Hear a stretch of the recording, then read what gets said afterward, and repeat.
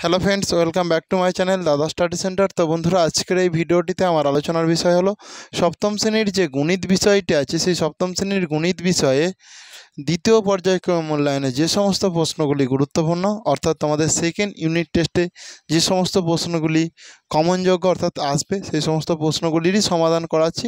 তো বন্ধুরা, এর আগে একটা ক্লাস আছে, তোমরা যদি সেটা না দেখে থাকো তাহলে ভিডিও ডিসক্রিপশানে চলে যাও, ওখানে সপ্তম শ্রেণীর প্লেলিস্ট বলে আছে, ওখান থেকে তোমরা সরাসরি পেয়ে যেতে পারো। তো বন্ধুরা, আজকে হচ্ছে তোমাদের পার্ট টু ক্লাস। এই পার্ট টু ক্লাসে আমি তোমাদের সেট নাম্বার 1 অর্থাৎ একটা প্রশ্নের প্রথম ভাগে আমি শর্ট প্রশ্নগুলো আলোচনা করেছি একের দাগের। এটা দ্বিতীয় ভাগে, সেই প্রশ্নটারই দ্বিতীয় ভাগে আজকে 2 নাম্বার দাগ দিয়ে অঙ্কগুলির সমাধান করাবো। তো তোমরা প্রত্যেকে ভালো করে মন দিয়ে দেখো। এখানে দেখো 2 দাগের দেখো বলেছে যে কোনো দুটি প্রশ্নের উত্তর দাও। প্রশ্নের মান থাকবে দেখো 4 × 2 মানে 8। হয়তো এখানে 3টে প্রশ্ন দেওয়া থাকবে, যে কোনো দুটো করতে হবে, একটা প্রশ্নের জন্য 4 নাম্বার। এখানে 1 নাম্বার প্রশ্নটা দেখো, দুটি ধনাত্মক সংখ্যার একটি অপরটির দ্বিগুণ, একটি সংখ্যা অপরটির দ্বিগুণ, সংখ্যা দুটির গুণফল 1/17 হলে সংখ্যা দুটি কী কী হতে পারে তা নির্ণয় করো। দেখো, ধরি একটি সংখ্যা এক্স, ধরি একটি সংখ্যা সমান এক্স, অপর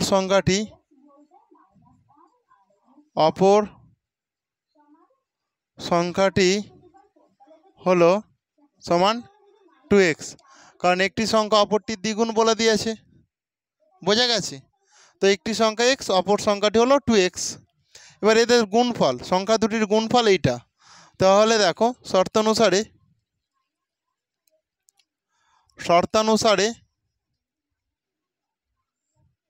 x × 2x সমান 1/17 তাহলে এই x মানে 2x² সমান, এটা দেখো ভালো করে, 32 1 32, 32-এর সঙ্গে 17 যোগ করো, কত হয়ে যাবে? 32-এর সঙ্গে 17 যোগ করলে 49 হয়ে যাবে। 32 1 32 আর 17, তাহলে 32 আর 17 যোগ করো 9, 4 49, এই জন্য 49/32। এগুলো বা দিতে হবে, বা করলাম, তাহলে x² সমান 49/32, এই দুইটা গুণ আকারে এখানটায় চলে আসবে। বা x সমান রুটের মধ্যে দেখো 49 আর 32 দুগুণে 64, রুটের মধ্যে এটা চলে আসলো। এটুকু পাঠ বুঝতে পেরেছ কি? আগে এটুকু পাঠ আগে তোমরা করে নাও, এটুকু পাঠ করে নাও আগে। তো তোমরা দেখো, এরপর নেক্সট পার্টটা ভালো করে দেখো। তাহলে দেখো, এখান থেকে আমি দেখো এখানে আসছি, তাহলে x সমান, এই রুটের বাইরে বের করতে গেলে কি এটা 7 হয়ে যাবে, কারণ 7 7 49, শুধু 7 হয়ে যাবে। 64 আছে, 28 64, শুধু 8 হয়ে যাবে। কারণ কি, 49 মানে 7 × 7 49 হয়, তো আর 64 মানে 8 × 8 64 হয়। তাহলে রুটের বাইরে বের করার নিয়ম হচ্ছে, দুটো যদি একই হয় সেটা একটা হয়ে যাবে রুটের বাইরে বের হলে। তাহলে দুটো 7 আছে, সে রুটের বাইরে বের করেছে, ওই জন্য একটা হয়ে গেছে, ওই জন্য 7, এটা 8। তাহলে দেখো, আমি একটি সংখ্যা, তাহলে একটি সংখ্যা, অতএব একটি সংখ্যা সমান x এবং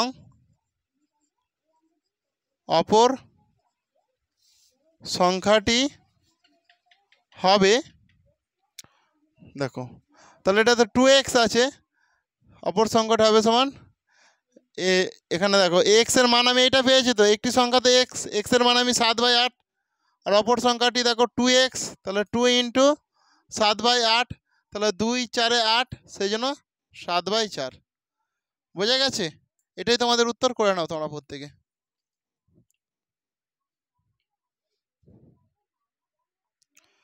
তো বন্ধুরা, তোমরা এরপর 2-এর দাগের অঙ্কটা প্রত্যেকে মন দিয়ে দেখো ভালো করে। বলেছে দেখো, 1.4641 বর্গমিটার ও 1.0609 বর্গমিটার ক্ষেত্রফল বিশিষ্ট দুটি বর্গক্ষেত্রের মধ্যে কোন বর্গক্ষেত্রের বাহুর দৈর্ঘ্য বেশি এবং কত বেশি, এই প্রশ্নটা বলেছে।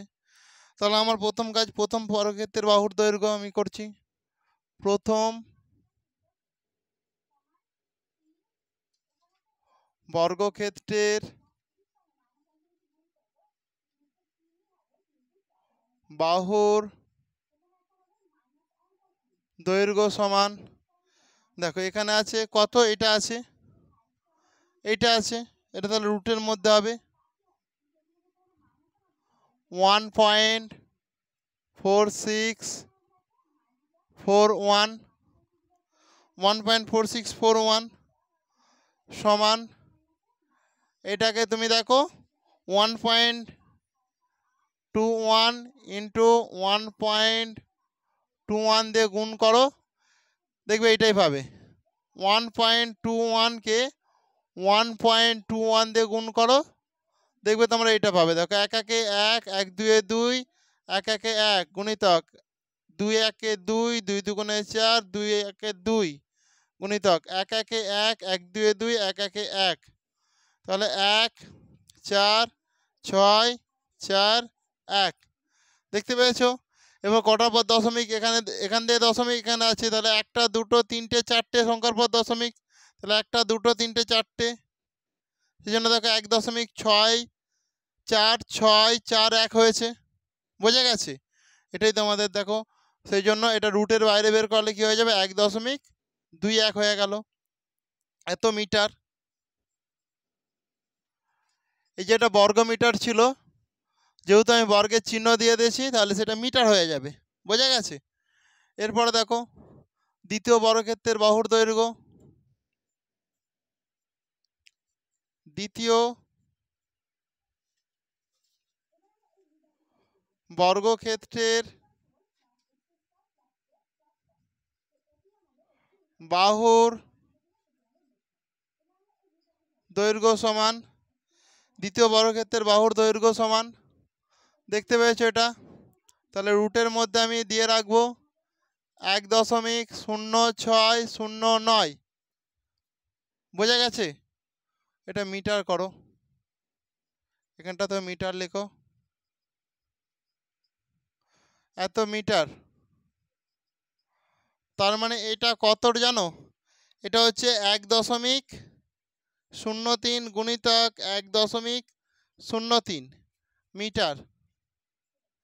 কারণ তুমি দেখে নাও 1.03 আর 1.03 তুমি গুণ করে নাও, 3 3 9, 3 0 0, 3 1 3, 0 0 0, 1 3 3, 1 0 0, 1 1 1, তাহলে 9 0 6 0 1, তাহলে একটা দুটো তিনটে চারটে, একটা দুটো তিনটে চারটে, তাহলে কি হয়ে যাবে 1.0609, দেখতে পেয়েছো? 1.0609 দেখতে পেয়েছো?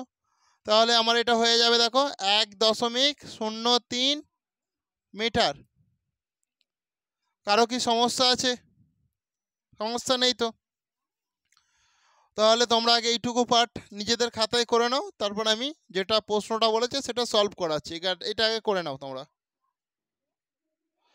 তো তোমরা এরপরে দেখো এখানে যেটা বলেছে যে বর্গক্ষেত্রের মধ্যে কোন বর্গক্ষেত্রের বাহুর দৈর্ঘ্য বেশি এবং কত বেশি, এখানের মধ্যে দেখো এইটা হিসাব মতন বড়, এর থেকে বড়, তো তাহলে সেটা কতটা বড় সেটা আমাকে দেখতে হবে। অতএব প্রথম বর্গক্ষেত্রের বাহুর দৈর্ঘ্য বেশি, আমরা লিখছি, দেখো উত্তরটা এখানটা মুছে দিচ্ছি।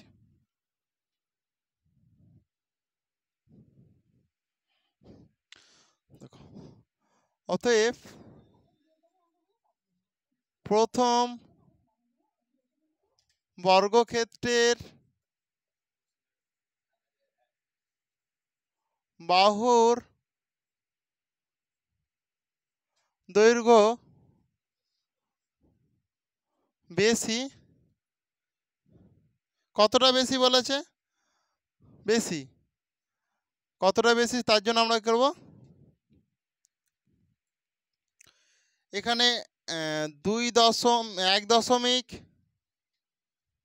1.21 মাইনাস 1.03 মিটার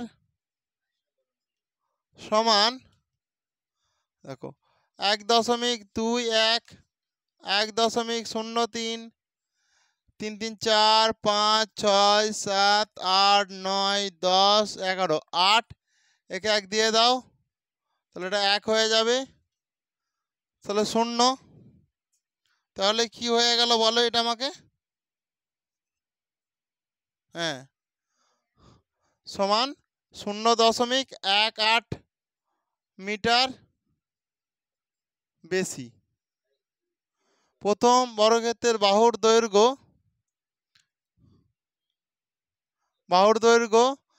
1.21 থেকে এটা এত মিটার সমান এত মিটার বেশি হয়ে গেছে উত্তর। বোঝা গেল? করে নাও তোমরা প্রত্যেকে।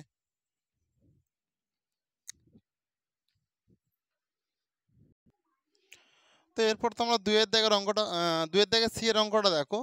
250 মিটার লম্বা একটি সেতু অতিক্রম করতে 150 মিটার লম্বা একটি ট্রেনের 30 সেকেন্ড সময় লাগে। কত সেকেন্ড সময় লাগে? 30 সেকেন্ড।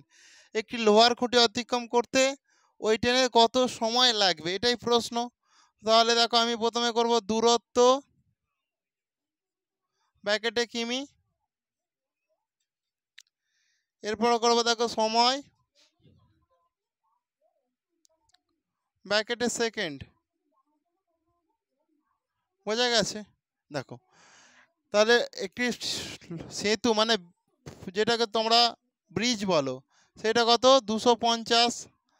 আর একটা ট্রেনটা কত? তাহলে ট্রেনটা যখন এখানে মুখোমুখি হবে তাহলে ট্রেনটাও 150। তাহলে দুটো একসঙ্গে যোগ করতে হবে। সেতু পার হচ্ছে মানে কি, সেতুটা যখন মুখের কাছে এসছে তাহলে ট্রেনের দৈর্ঘ্যটা, এটা সেতুর দৈর্ঘ্য, ট্রেনের দৈর্ঘ্যটা, তাহলে দুটো বড় যোগ হয়ে যাচ্ছে। তো আবার বেরিয়ে যাওয়ার সময় পুরো যতক্ষণ না লেজ ছাড়ছে এখান থেকে আবার ততটা বড় হয়ে যাচ্ছে। তাহলে বড় হয়ে যাওয়ার জন্য এটাকে আমরা প্রথম দূরত্বটাকে যোগ করব। 250-এর সঙ্গে 150 যোগ করব। যোগ করলে কিনা প্রথমে কত সেকেন্ড সময় লাগছে? 30 সেকেন্ডের মধ্যে সেটা চলে যাচ্ছে। এরপর ওই ট্রেনটার দৈর্ঘ্য কত? 150। সেই 150 মিটার ট্রেন যদি একটা খুঁটিকে পার হয়, ট্রেনটা তো নিজের দৈর্ঘ্যটাকেই পার হবে। এখানে বীজ পার হচ্ছিল, বীজটা অনেক বড় বলে সেটাকে পার হতে সময় বেশি লাগবে। কিন্তু একটা খুঁটি যখন পার হবে ট্রেনটাও পার হয়ে যাবে, খুঁটিটাও পার হয়ে যাবে। তাহলে খুঁটির তো কোনো নেই। তাহলে খুঁটি পার হওয়া মানে ট্রেন নিজের দৈর্ঘ্যটাই পার হচ্ছে। খুঁটি পার হওয়া মানে কিনা ট্রেন নিজের দৈর্ঘ্যটাই পার হচ্ছে। তাহলে 150 মিটার যেতে কত সেকেন্ড সময় লাগবে, এটাই প্রশ্ন। তাহলে এটা এখানে দূরত্ব কত হয়ে যাচ্ছে? 400 কিমি হয়ে যাচ্ছে। 400 কিমি, আচ্ছা কিমি নেই, এখানে মিটার আছে না, এখানে মিটার করে দিচ্ছি, এখানে সব মিটার আছে। তাহলে 400 মিটার যেতে 30 সেকেন্ড সময় লাগে। তাহলে 400 থেকে এটা কম, তাহলে কম কম যেতে কম সময় লাগবে। তো তাহলে বেশি গেলে বেশি সময়, কম গেলে কম সময়, মানে কি সম্পর্ক? এটা সরল সম্পর্ক। অতএব সময়ের সঙ্গে দূরত্বের সম্পর্ক হলো, অতএব সময়ের সঙ্গে দূরত্বের সম্পর্ক হলো সরল সম্পর্ক। বোঝা গেছে? বোঝা গেল তো? তাহলে এখানে আমরা এরপর অঙ্কটা করব, এরপর মেন অঙ্কটা করব। তোমরা আগে এইটুকু পার্ট আগে করে নাও, যে যার করে নাও এইটুকু পার্ট।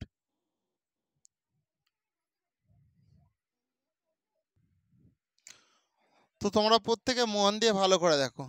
আমি দেখো লিখছি 400 কিমি দূরত্ব যেতে সময়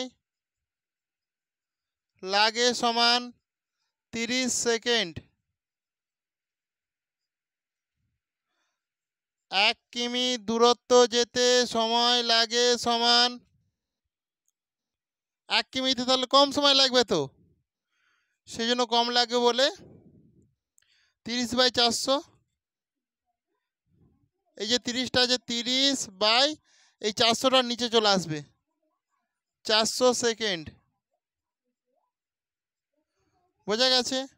অতএব এই যে 150, 150 কিমি যেতে দূরত্ব যেতে সময় লাগে সমান 30/400 গুণিতক 150 সেকেন্ড সমান এই শূন্য কাটা, এই শূন্য কাটা। তাহলে 15 × 3 = 45, 15 × 3 কত হয়ে যাচ্ছে? 45, এটা আগে তোমরা করো তো, এইটুকু পার্ট আগে করো তো, আমি করে দিচ্ছি। 15 3 45,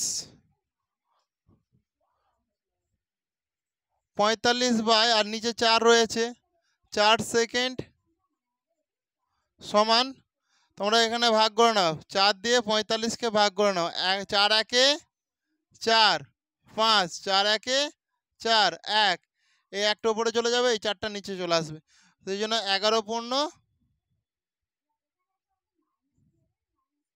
1/4 সেকেন্ড। বোঝা গেছে? এটাই তোমাদের উত্তর। করে নাও প্রত্যেকে মন দিয়ে।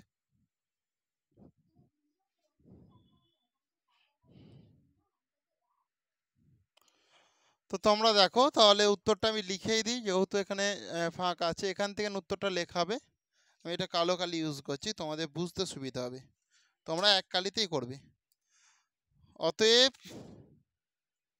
একটি লোহার খুঁটি অতিক্রম করতে একটি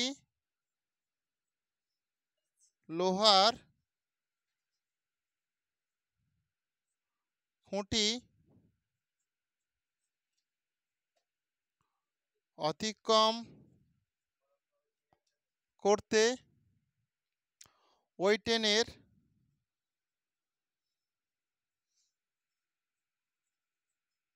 ট্রেনের কত সময় লাগবে? 11 পূর্ণ 1/4 সেকেন্ড সময় লাগবে। বোঝা গেছে? করে নাও প্রত্যেকে।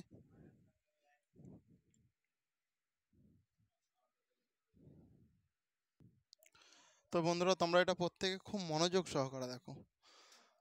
এরপর 3 দাগের অঙ্ক চলে এসেছে। 3 দাগের অঙ্কটিতে বলেছে যে কোনো দুটি প্রশ্নের উত্তর দাও। এখানে প্রশ্নের মান হচ্ছে 3 গুণিতক 2 মানে 6, একটা প্রশ্নের মান হচ্ছে 3। বোঝা গেছে? দেখো, এর দাগের অঙ্কটা আছে 2x - 1/x = 4 হলে x² + 1/4x² এর মান নির্ণয় করো। তাহলে দেখো, প্রথম রাশি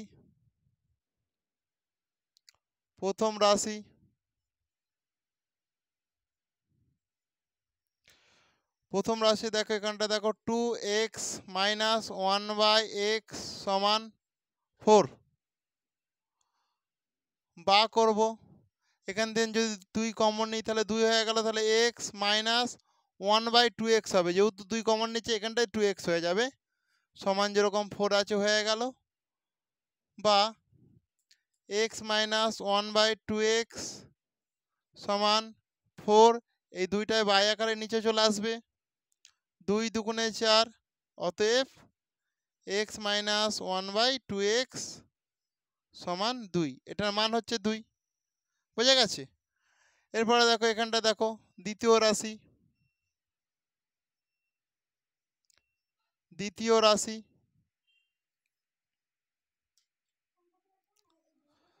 x² + 1/4x² এর মান নির্ণয় করতে বলেছে, সেই জন্য আমরা করব দেখো যেটা, তাহলে x - 1/2x, এটা সূত্র ফেলে দাও, এটা আলাদা করে সূত্র করে নাও, x² + 1/2x এর হোল স্কোয়ার মানে 1/4x²। বোঝা গেছে? সমান দেখো, x - 1/2x এর হোল স্কোয়ার প্লাস 2 ইন্টু, এখানটায় 2x ছিল নাকি x ছিল, এটা দেখো 2 ইন্টু এ বলতে দেখো এখানে কি বোঝাচ্ছে, 2 ইন্টু a ইন্টু b,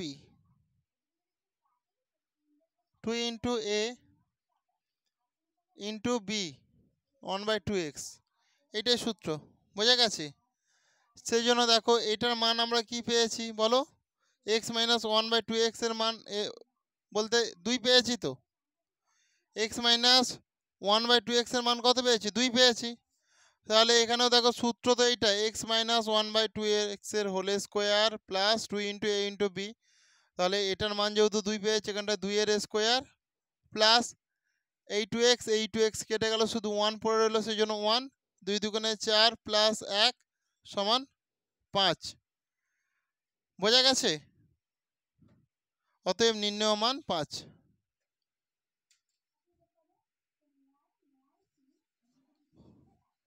অতএব নির্ণেয় মান সমান 5। এটাই তোমাদের সঠিক উত্তর। করে নাও তোমরা প্রত্যেকে করে নাও। তো দেখো প্রত্যেকে মন দিয়ে ভালো করে তোমরা বিয়ের দাগের অঙ্কটা মন দিয়ে দেখো। এখানে যেটা আছে 6x² মাইনাস 1 সমান 4x² আছে না 4x আছে, এটা একটু টোকাটা ভুল হয়েছে, 4x আছে। আমি এখান থেকে যদি x কমন নিই, তাহলে x কমন নিলে 6x মাইনাস 1/x, যেহেতু x কমন নিচ্ছি বাই আকারে 1/x হয়ে গেছে, সমান 4x। এবার এখান থেকে তুমি x তো কেটে দিতে পারো,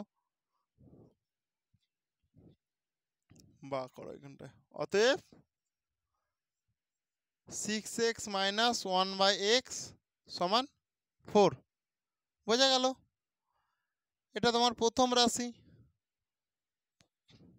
এটা প্রথম রাশি।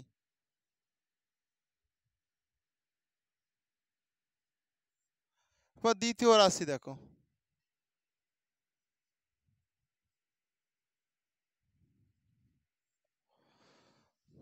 এখানে আছে 36x² প্লাস 1/x² সমান 28। এটা আমার বাম পক্ষ যে 28 আছে, এটা ডান পক্ষ ওটা আমাকে প্রমাণ করতে হবে।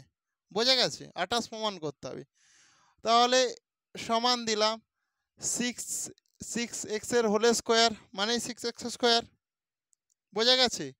6 6 36 তো, আর এখানে যেরকম x আছে x পুরো হোলের মধ্যে রেখে দিলাম, তাহলে 6x এর হোল স্কোয়ার হয়ে গেল প্লাস 1/x এর হোল স্কোয়ার করে দিলাম। এরপর এটা সূত্র কি? এটা সূত্র তোমরা জানো প্রত্যেকে, 6x মাইনাস 1/x, তার মানে a minus b plus 2 into a into b। তাহলে ax কেটে গেল, তাহলে এটার মান কত? এটা হোল স্কোয়ার করতে হবে না, এখানটা whole square, a minus b এর whole square plus 2 into a into b। তাহলে এটা দেখো, এটা বলতে কতকে বোঝাচ্ছে? 4কে বোঝাচ্ছে, সেই জন্য 4 এর হোল স্কোয়ার প্লাস 6 দুগুণে কত হয়ে যায়? 12, 4 4 16 আর 12, 16 12 28 হয়ে যায়। আমার এখানে 88ই প্রমাণিত করতে বলেছে, সেই জন্য এটা প্রমাণিত হয়ে গেল। বোঝা গেল? অসুবিধা নেই তো, করে নাও, প্রত্যেকে করে নাও। তো বন্ধুরা, আজকের দিনের জন্য এই প্রশ্নগুলোই গুরুত্বপূর্ণ, সেই জন্য আজকের ক্লাসটা আমি এখানেই শেষ করলাম। নেক্সট ক্লাসে আবার নেক্সট দিন তোমাদের সঙ্গে ঠিক এই সময় দেখা হবে। প্রত্যেকে ভালো থেকো। ওকে।